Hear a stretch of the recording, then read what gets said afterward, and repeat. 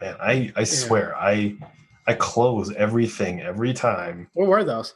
That it was Microsoft Teams. I'm getting work messages right now. Oh no. It's because I have Um. because I have coaching or whatever. So like I work in the evening Yeah. sometimes. So like I'm getting these messages and I'm like, oh my God, I didn't mute that. So like clearly these little dings are going off. I'm like in the middle of my talking and I'm like, I can't edit out the dings over my voice. That's the hard part. I'm like, dang it. Right.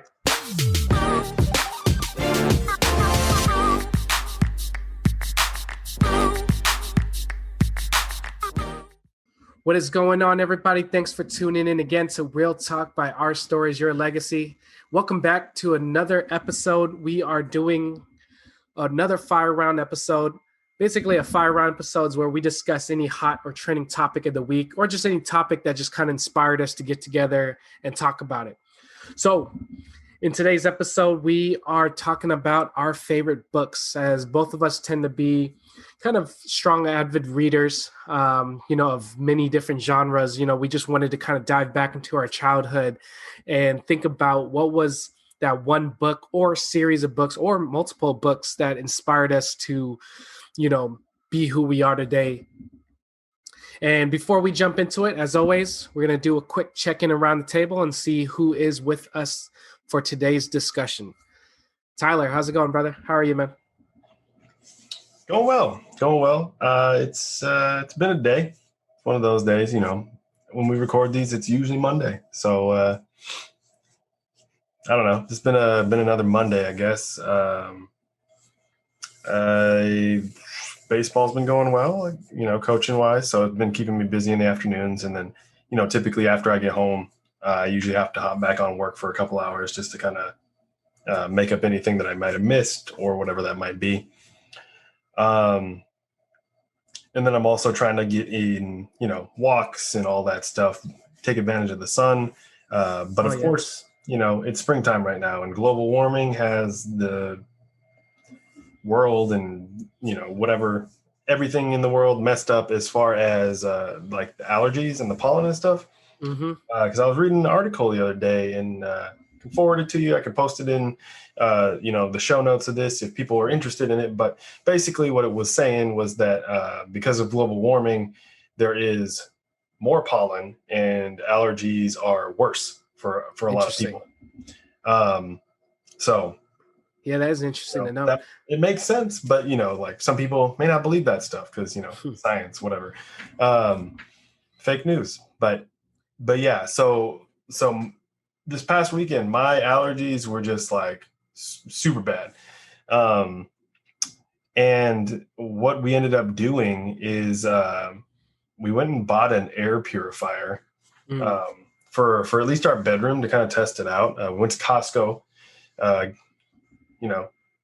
Not sponsored by this at all, but went to Costco, bought one of the Winix air purifiers, and we just wanted to try it out because over the last week, just because of how nice it's been and everything, we've realized like we usually have a humidifier on because our throats get kind of dry at night.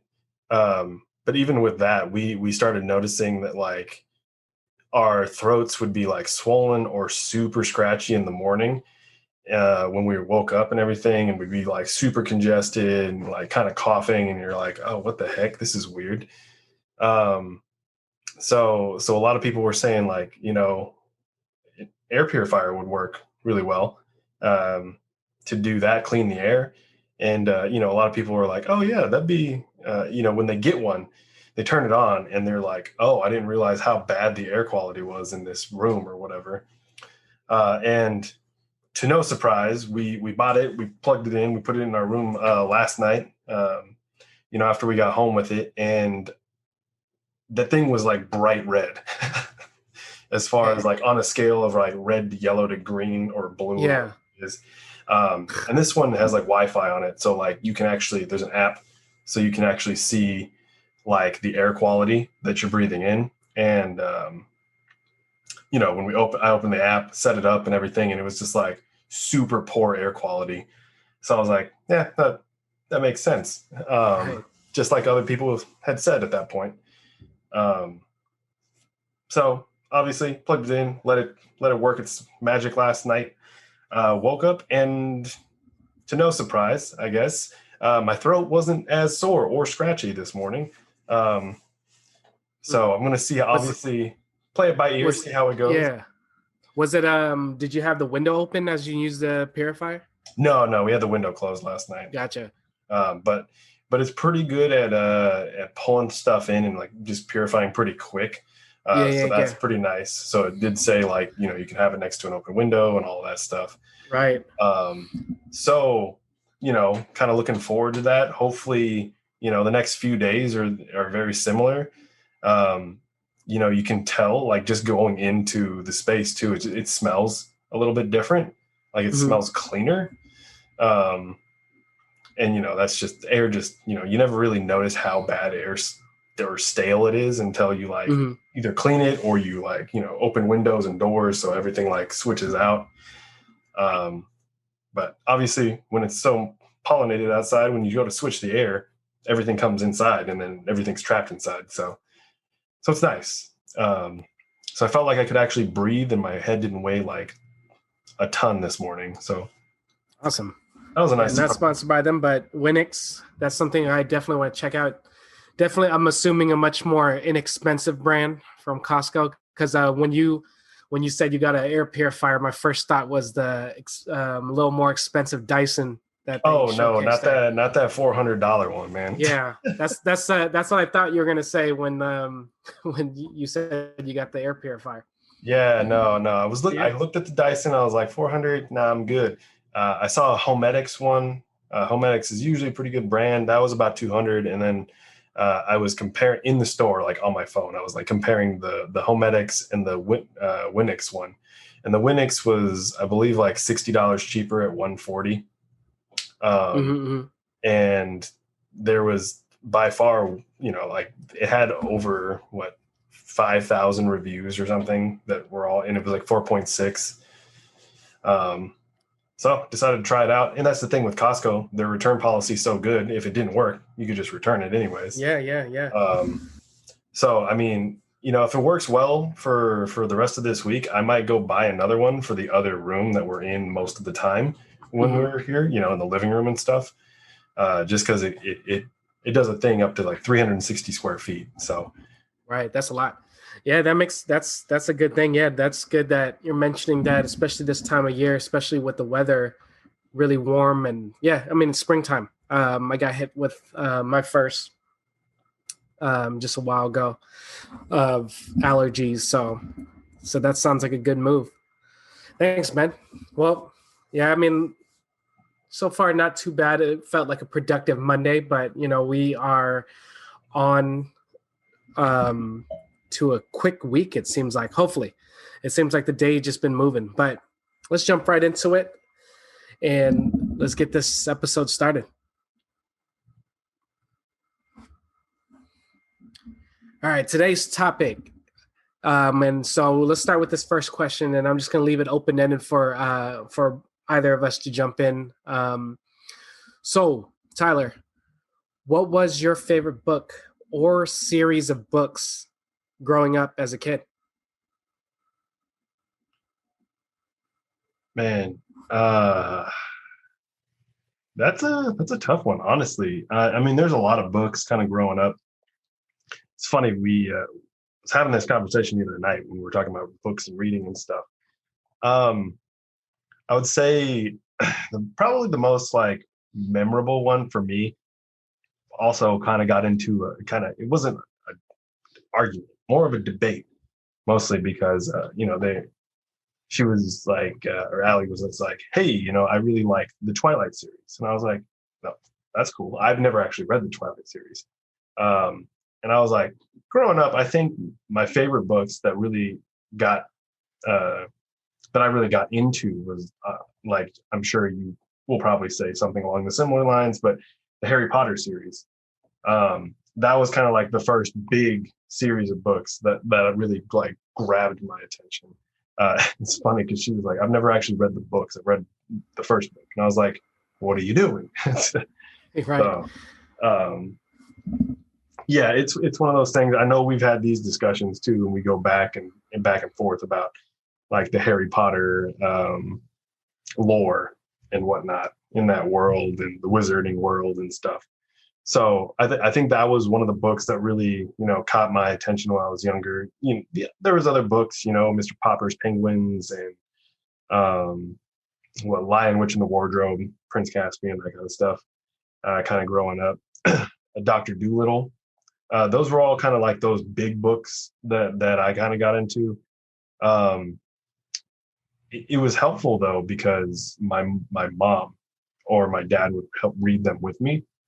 Um, just because when you're in first grade or second grade, third grade, whatever, and you have a book that's like 400 pages long, you're not going to be able to focus on that thing completely. So,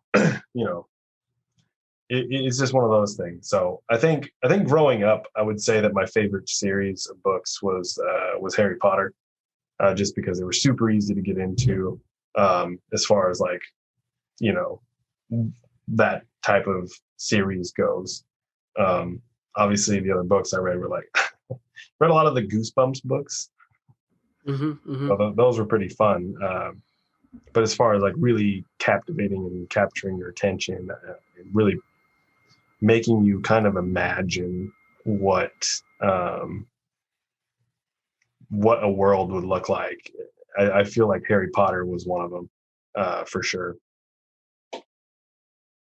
Yeah, and yeah, no, can't believe Alan never read Harry Potter. That would be my go-to answer as well. That I remember from the top of my head of the books. I remember during our time, the Harry Potter books were just coming out. You know what I mean? Like for example, I remember my aunt would pre-order them for me every summer because that's when each books of the series would come out. So I would be one of the first kids, or I would like to think I was one of the first kids to get a copy of the new series every summer, and I would read it in like less than a week. It was one of those things that hooked me the first time. It took me a while to get into the first one, but I know that it really once I started going, it captivated me. And you're right. It was one of those things where, it's not the greatest.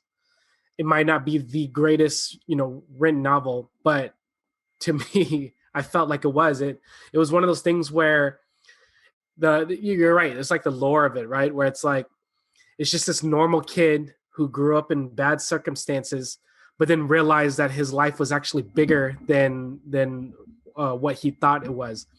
And so it kind of made you imagine the same way that, the life you're living, there's always something, that you wish that's bigger. And so you seek it out. And so even though it's set in fantasy, it was one of those things that just brought you into another world and kind of inspired you to kind of, grow up through this type of fantasy. But yeah, that's one of my top books. Man, we're like spot on. I remember the Goosebumps series, but it was less what was the spinoff? It was the more teenager spinoff that R.L. Stine spun off to. It was dang, what's it called? It was like something on Fear Street or something like that. You know what I mean? Yeah. Was that R.L. Stine? I think that was R.L. Stine. Let me see. Let me look it up real quick. R.L. Stine, Fear Street series. R.L. Stine, Fear Street. Yeah, it was like a series of just like the cover of them. Now that I'm looking at it all looks like your typical, erotic novel that you'll find on the shelf at a grocery store, with some sort of teen. But like reading them was like that's what got me hooked into horror series. It was less of the gore, but more of the suspense, that got you. That's when I learned from either Harry Potter or this R.L. Stine series was what it truly meant to be a gripping page turner. Mm-hmm. That's what really got me into reading. And so, yeah, man, I think we're on the same page. Other than that, I truly enjoy like suspense and just a good twist. Got me thinking about. I was watching the movie Holes with my nieces, Yeah. and it was a great adaptation movie, but at the same time, it made me remember the book.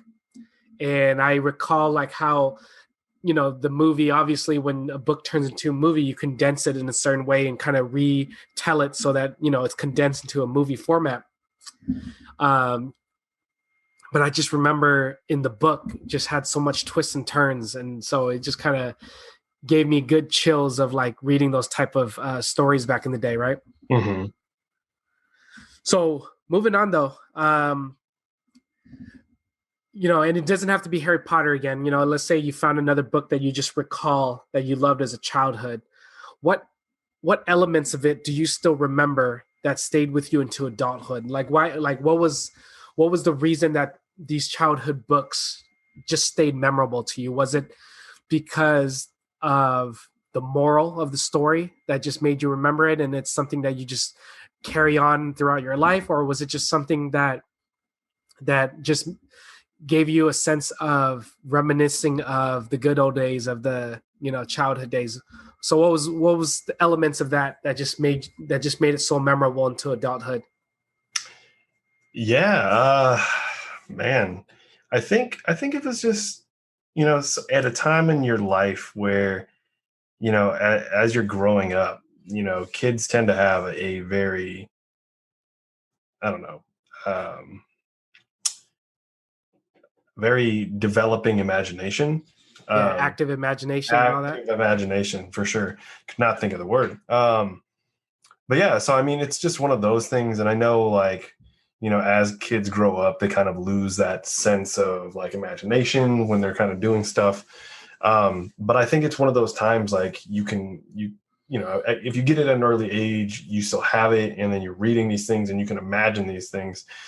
Typically, when you have a kid that can, who's maybe 4 or 5 years old, that can like play with themselves with dolls or tractors or toys or whatever it might be, and create a novel essentially and create a story, like what's happening in this place. Like obviously, most kids are like that, and I think as you start introducing them books, they start to see these things that they've been imagining or they've been reading. So if you get it early enough, that first grade, kindergarten, second grade level, it kind of starts to build on top of that. I think for me, um, one of the things, so it's kind of funny.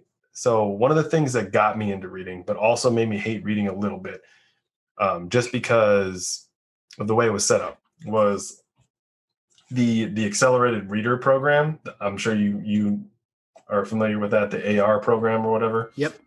So what it is, for the listeners who don't know what that is, in Washington, at least when we were growing up, they had accelerated reader, which was basically a program where you read books, and to test your comprehension of the book, you would take like a short test.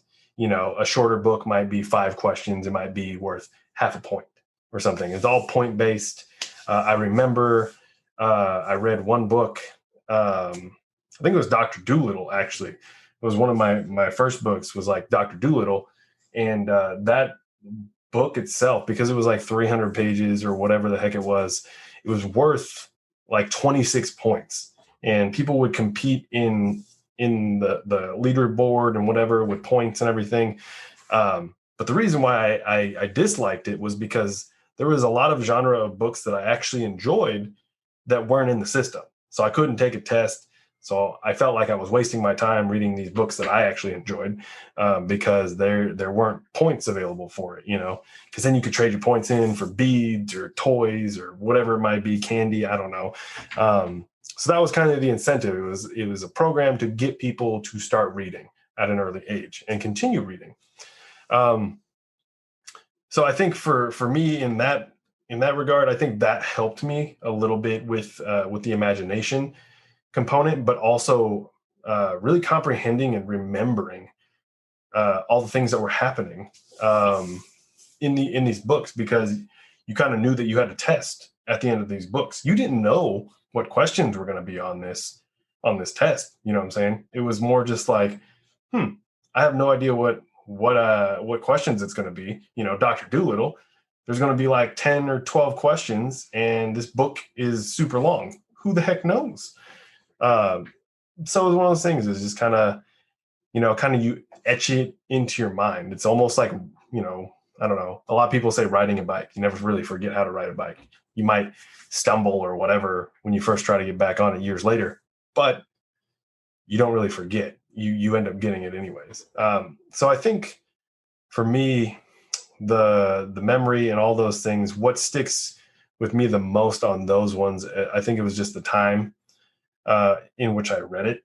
I think with growing up, I think Harry Potter came in, oh, good Lord, third or fourth grade or something like that for me. I know all the younger listeners listening to this, they're like, what? We were only like 3. I'm like, okay, cool. Well, I wasn't. So I think for me, it was just something like that. I know you mentioned Holes as one of the movies you were just watching. That book, actually, I love that book. But the reason why I remember most of the things in that book is because my teacher read it during reading time. So this was like 5th grade. And, in elementary school, it's like, wow, you're in 5th grade, you don't have to do much. But like, no, he would set aside 45 minutes a day, and he would read a book to the class. And he was very animated when he was reading this book. So it really kind of captivated us and was like, okay, what's happening? So for Holes, that's why I remember Holes so vividly, is because he was painting a picture. And that's essentially what you're doing when you're reading a book, is you have the imagination there, but you're painting a picture, and you're really kind of memorizing all the things that are happening, but painting that picture. Now, I will say though, if it is a book you haven't read and someone else is reading it to you, then you will remember it in a different light than if you were to read it yourself. So the reason I say that is because, for instance, maybe not use Holes, but because we were talking about Harry Potter, or maybe The Lord of the Rings, or whatever book it might be, Ready Player One. I read those books, right? When I read those books, I pronunciate names in a certain way in my head. So it may not be the right way to pronounce it, or it may be a very different way than someone else who is reading it to you pronounces it. So then it distorts everything that you've thought of, when you've been reading these books. Oh yeah, 100%. I mean, I'm laughing because as soon as you mentioned that, the first that popped in my head was before the movie was ever came out. Or I actually I was Harry Potter crazy, and I remember my aunt would buy me the audio tapes. Yeah, for our younger listeners, audio tapes. Y'all didn't know about that. Yeah. And I got audio tapes.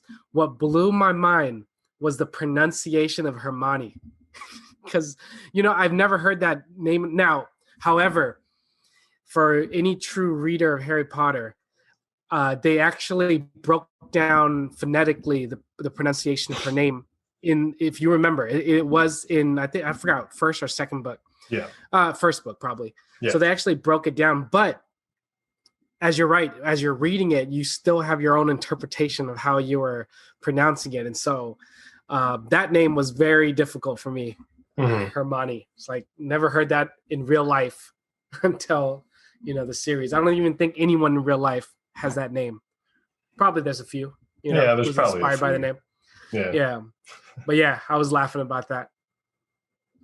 Yeah, and I think that's what it is too. I think it depends on when you read it, who read it, that kind of thing. Because obviously, like you just mentioned, audio tapes. I remember 4th grade, we would take turns listening to audio books on. I mean, audio books are still a thing, but before, the cassette tape.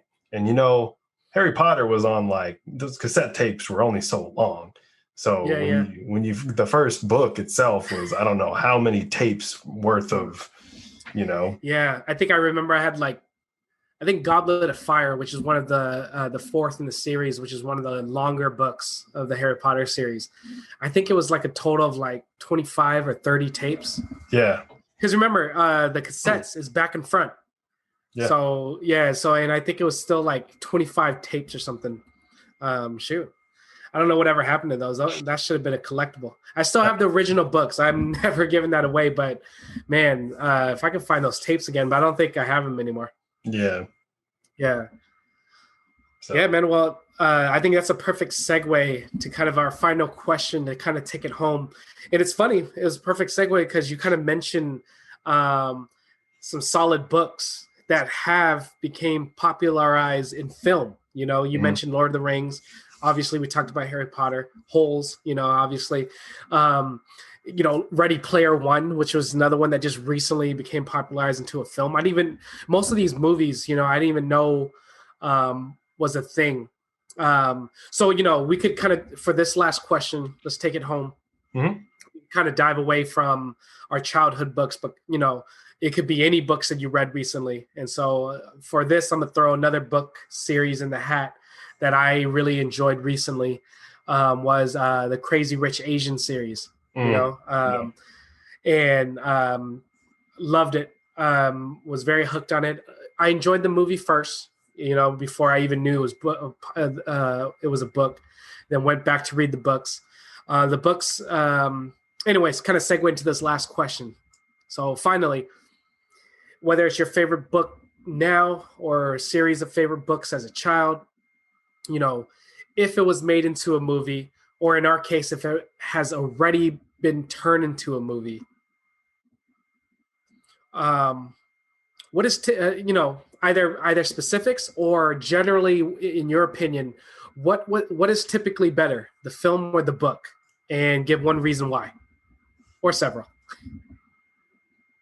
Yeah, no, that one, I mean, it could honestly go either way. I generally I lean towards more of the book being better than the movie. And the only really real reason that I have for that, and most people have, is, for instance, Harry Potter. Because we're going to keep going back to that one because it's very relevant in reading and in the movies. Right. But Harry Potter, you know, those books are extremely long. And, you know, when you go through and watch the movies, and don't get me wrong, I enjoyed all the movies. I did. You kind of criticize it and pick and point and do all these little nitpicking things on the movie because you're like, what the heck? They didn't include that piece. It was vital. And I'm like, well, if you go back and watch the movie, how vital was it? Because they didn't show it, but everything still made sense. Right. Don't get me started. But you know, it's one of those things like what the heck? They left out a very crucial piece of information there that could have been, I don't know, important to set the scene. I don't know. Like, I know you'll agree with me and jump in on this, but in Harry Potter, when Hagrid is holding Harry, for instance. Yes. Yep. That's probably one of the most notable. Right. I mean, you know, that's for the deep Harry Potter fans, are the ones who are deep into the book. We won't go into it here. I know we always have a lot of fun arguments, but that's the most notable one. My second one is from one of my favorite of the series, which is Half-Blood Prince, right? Yeah. You know, spoiler alert, you know, you know, if you haven't read or seen the movie, a significant character dies. I'm not going to mention the name. But the scene that leads up to it was very anticlimactic, per se. And for any bigger Harry Potter fans out there, you'll know what I'm talking about. And so, you know, kind of touching on what you're saying, Tyler, you know, movies, you have to, you know, the books are very long. You have to cut, and you have to make it, you know, so the watcher, the viewer can follow along, but you know, in the shortest amount of time possible, right? But why I tend to agree with you, the books tend to be better, is because they don't leave out any of those really good scenes that sets things up, which gives a much more dramatic flair and much more meaning to the overall story. Where in the movies, their goal is a couple things: kind of carry the story along, right? For the plot of the story, but also just highlight the good guys winning, right? The good guys solving a typical problem, climax, they resolve it, right? They got to hit that order. Where in the books, there's a lot more issues that they have to, a lot more obstacles and hurdles that they have to face that really makes you think, how do they overcome that? Where movies, you kind of know, all right, they're going through a tough time. Something's going to happen where they're going to overcome that, and it really takes away from the magic of your imagination, right?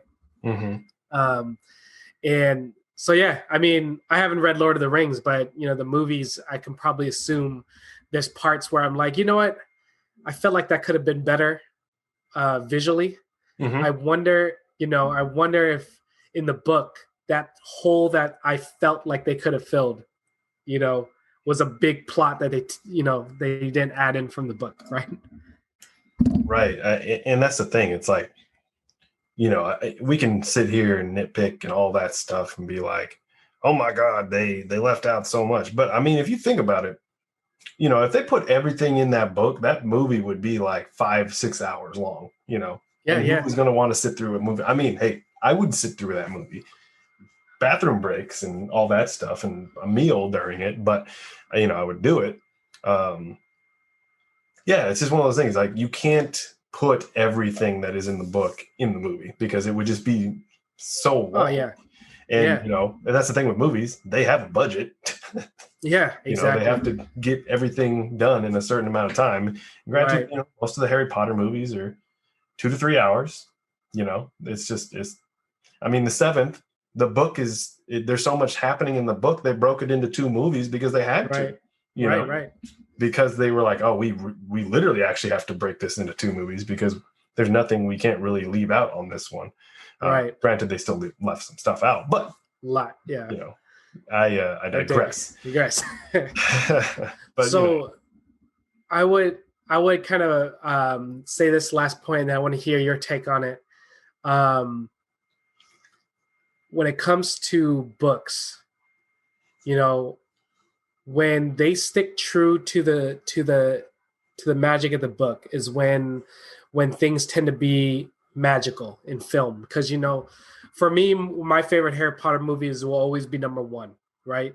Even though out of the entire series, number 1 is my least favorite, right? Because there's so much more action-packed magicness that happens in the other series of the book. Now, don't get me wrong. The entire Harry Potter series, they had a huge budget, was very beautiful. I have never seen a more perfect casting than Harry Potter in a long time. Right. Like, what I imagine the characters to look like for almost 99% of the casting, Harry Potter in the movie did it very well. Or even better than I imagined. Right. But not a lot of movies though tend to go the route where movies were better, right? And there's only a very few books, like for example, the Crazy Rich Asians. I have to admit that both are awesome. Like, the movie is still a rewatchable movie. What I like about the books was that they just kind of filled in a little bit of the plot holes, right? But not in a bad way. Not in a bad way where it's like, you wish that was in the movie. It was like you enjoyed the movie and then you read up on, like, you use the book as a supplement, or vice versa. You read the book and used the movie as a supplement. Right. There was my only other favorite movie that I felt disappointed. And again, I watched the movie first. I forgot what it's called, but it's not too important right now.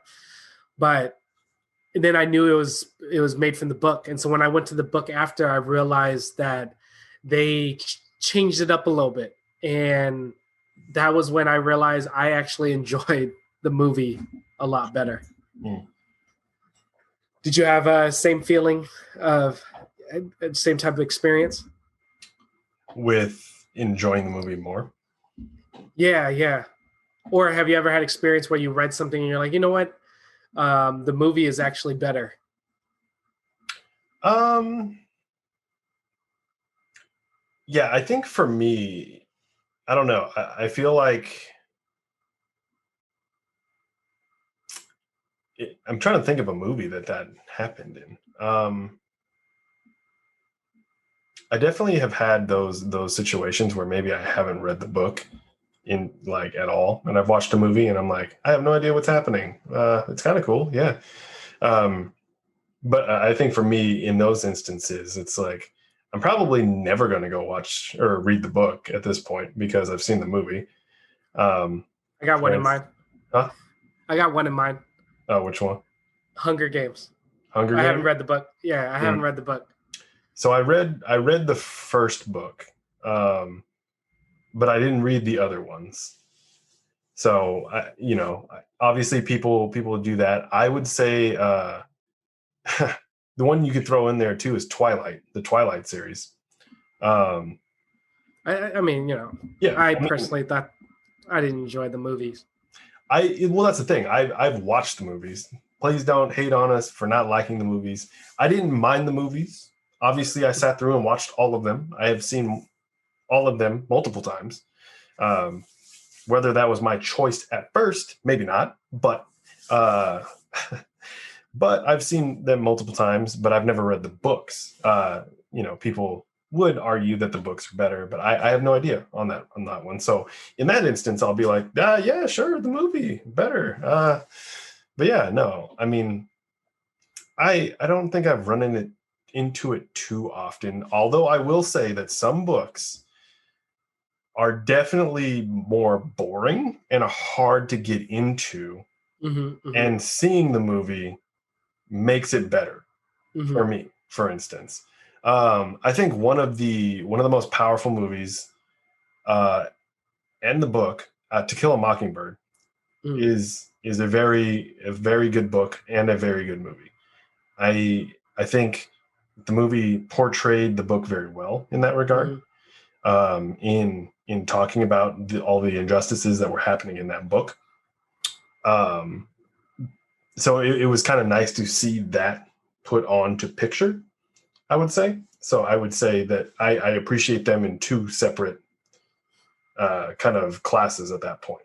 Right. I would say that I do like the movie and I do like the book.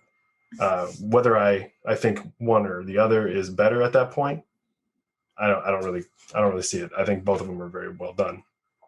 Um, so yeah, I think that would be my biggest example there. I don't usually find movies to be better than books, or at least I haven't watched a movie that I thought was better than books, or maybe I have and it's just not popping into my head. Mm-hmm. But yeah, I like I said, I usually tend to lean more toward the book is better than the movie, and this is not even getting into the other stuff out Yeah. there as well. So like the Star Wars universe, there is so much lore in the Star Wars universe. You would not know any of like watching if you just watch the movies, all of them from I don't know, there's 12 movies or whatever it is now. But if you watch them in order, from like in chronological order, you would be like, oh, I kind of understand. I'm like, there's actually way more lore that you have no idea. Like the biggest example for that, obviously I'm going on a little tangent, but between episode 2 and episode 3, when episode 2, Anakin's like, oh yeah, and then in the third one he's like Revenge of the Sith or whatever, he's just like, oh, what the heck, I'm evil now. It's like, how did he flip so quickly? I mean, you Yeah. didn't really see the progression there.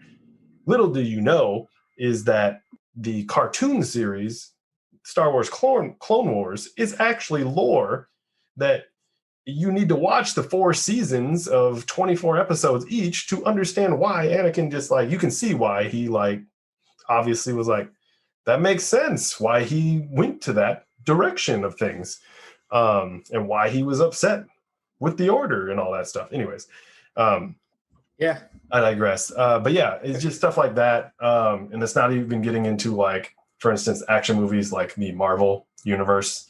Mm-hmm. Obviously, comic books to movies, completely different. So many years worth of comic books that you can try to throw into a movie. Some of them turn out great, some of them don't. I would say Venom. That's a question I have for you too, but I can save that for later. But I would say that those ones are hard because it's interpretation of whatever. I think the biggest one that sticks out for me is Civil War. In the comic series, it was hundreds and thousands of heroes picking either Cap or Iron Man. And, in the movie, it was like 6 on 6. I'm like, right. That's not how that works. That's not how that works at all. But yeah, so it's definitely one of those things. Comics to movies are just like, a lot different in that regard. And then, the other thing would be like animation type of cartoons or any manga, Japanese versions of comic books or anime into live action. Oh yeah. That not was the greatest. Yeah, not the greatest. Not the greatest. They usually mess it up. The one I think of is like Avatar, the Airbender, or Dragon Ball. They just Death Note. Death Note was pretty bad. Yeah, it's like you guys massacred this movie, and I will. Yeah, I just it's one of those things you wish you can just forget about, kind of thing. Right. Yeah, those are a lot of topics that we probably won't dive into. Right. Any last words on this topic? Yeah, I would say that, for those listening, if you got kids or, if you're just listening and you like books, you like movies, it's one of those things. If you like reading, if you like movie watching, hey, do you, that's what it is. Everyone is entitled to their opinion. If you like a book better than the movie, that's awesome. If you like the movie better than the book, who cares?